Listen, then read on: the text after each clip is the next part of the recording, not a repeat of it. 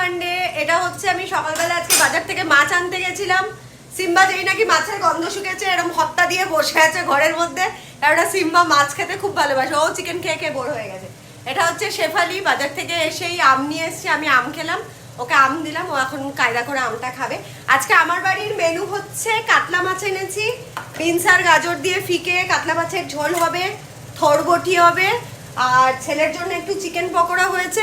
আচ্ছা, একটা মজার কথা শেয়ার করি, কালকে রাতে আমি একটা বড় ভিডিও পোস্ট করেছি যেটাতে আমার ছেলে রাতের বেলা নুডলস করছিল। অনেকে তোমরা ভিডিও দেখতে চেয়েছো প্রয়াসের, তো বাবা কি লেগে আছে, তো আমি ভিডিওটা করেছিলাম। এবার এখানটাতে আমার ছেলে কালকে নুডলস বানাচ্ছিল, আমার মাইক্রো ওভেনের এখানটাতে না একটুখানি রাস্ট ধরে গেছে, তো সেটা নিয়েও ট্রোলাররা ছাড়েনি। এত গুড অবজারভার, সেটা দেখেও বলেছে এত পরিষ্কারের কথা বলেন, মাইক্রো ওভেন দেখলেই তো বোঝা যায়। তো আমার যদিও বলার দরকার নেই, স্টিল বলছি এটা নোংরা না। এটা আমি আরবান ক্লাব থেকেও অনেকবার কেমিক্যাল দিয়ে ক্লিন করাবার চেষ্টা করেছি, বাট সামহাউ জলে আয়রন আছে বা কিছু আছে, ওই রাস্তা ধরে গেছে, ওটা যাচ্ছে না।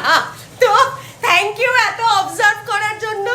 তাতে যাই হোক না কেন, আমরা আমাদের মতন রান্না করে যাব, ভিডিও ছেড়ে যাব, শেফালি আম খেয়ে যাবে, সিম্বা ওখানে মাছের জন্য বসে থাকবে।